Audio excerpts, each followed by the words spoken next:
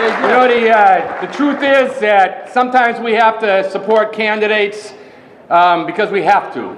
You know, there's somebody out there, you had your problems with him or her, but you look at the other side, and the closer they get, you realize these are people that want to repeal the New Deal, and you're terrified of what they're going to do with us, and you grit your teeth, and you get out there and you fight for a Democrat or somebody else that's better than the alternative. But sometimes we get to work for somebody who's a friend, who's a great legislator, who's a compañero, who's a brother and a sister, who's a warrior for working people. And I'm happy to talk for 30 seconds about John Tierney because he's one of those folks.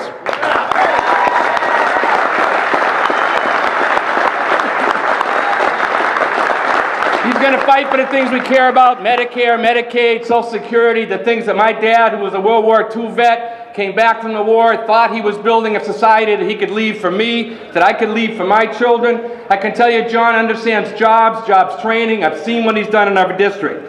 And he's going to do it, and he's going to win in this election against an empty suit who is running a vicious personal lying campaign to destroy John personally, because that's all he's got.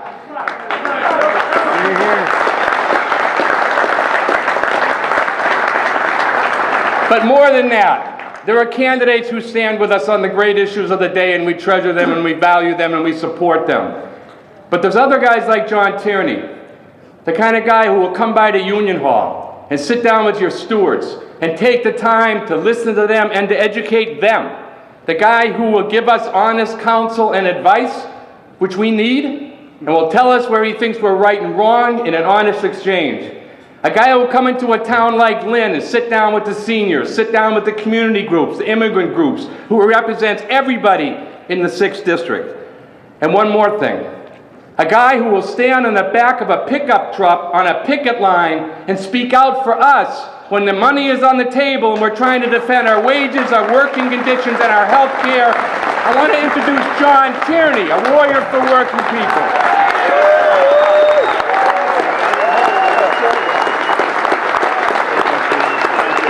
Thank you, everybody. Thank you.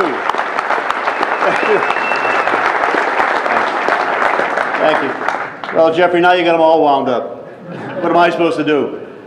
My colleagues here at the head table, all of my friends out there, this is a war. This is about America, and this is about where we're going to take this country. Whose side are you on? All right? Whose side are we on? Are we on the people that get up every day and go to work? The people that get up every day and want to go to work? Or are we on the side of people that get write-offs for dancing horses for Olympics? People who think they've already gotten tremendous tax breaks, but they want another $4.6 trillion in tax breaks. And we're supposed to wait around because, although it's never happened before, this time they tell us it'll trickle on down. It'll trickle on down. And that's their plan.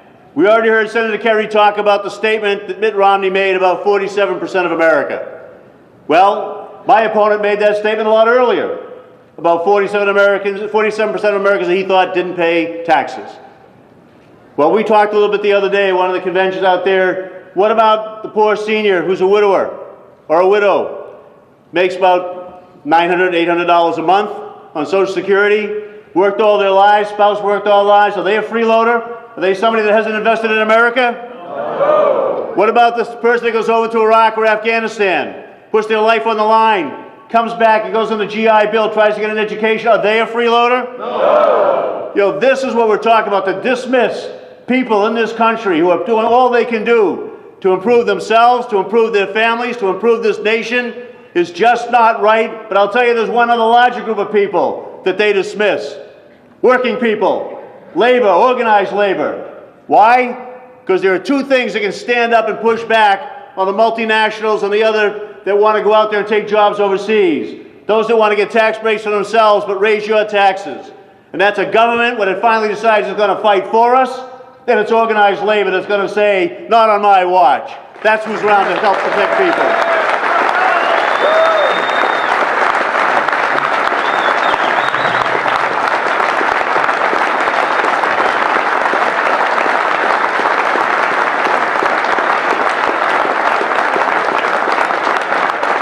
You know, Governor Patrick was right at the convention when he said, we got to make sure they know we got a backbone. They got to make sure we're not backing down on this thing. We're standing up and talking about what's right, because a large majority in America are waiting just for somebody to do that, to stand up and say, you know what? Healthcare is a good thing. Covering 30 million more people with healthcare is a good thing. Making sure that Medicare is extended for 8 years is a good thing. Making sure there's preventative care is a good thing. You're a 26-year-old on your policy when they can't get covered, a good thing.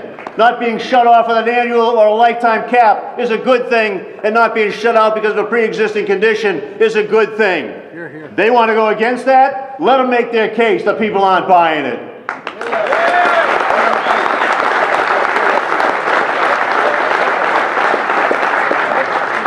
You know, I've got an opponent who wants to make a campaign out about my in-laws. I didn't get to pick my in-laws, but he got to pick the gang he's hanging around down there. He went out and sold his soul to Paul Ryan, Eric Cantor, Pete Sessions, the most right-wing, anti-equal rights, anti-woman, anti-middle class, and anti-worker group in America. All right, that's who he wants to associate with. That's who he's chosen to be with. But he doesn't want to tell you that. He'd like you to think that he's an independent, a little bit like our friend Mr. Brown. But they've got an R next to their name, because the first vote they would take if they were ever elected would be to make sure that that team and that agenda and the Ryan budget is the one that goes forward, and that's the worst thing for America. We need...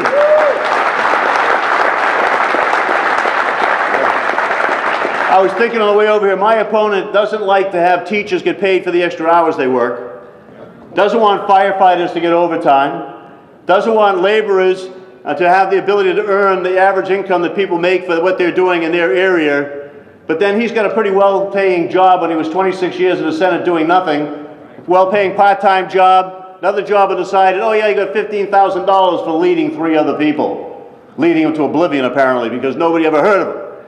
The fact of the matter is, we've got work to do in this country.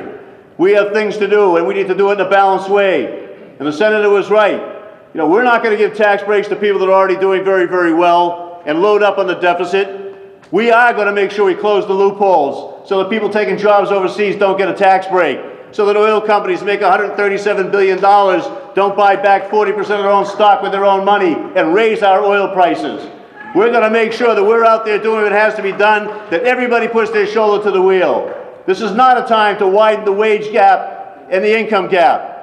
That's not good for capitalism, and it's not good for democracy. This is a time that everybody pays their fair share, that all the loopholes that need to be closed are closed, that people make sure we look at the entire budget, and that we spend strategically to create jobs, to get people ready for jobs, to put them back to work, and to move this country forward. Are you with me on that? Are we going to do that? Let's move forward in this country. Let's put Democrats back in charge. Thank you very much.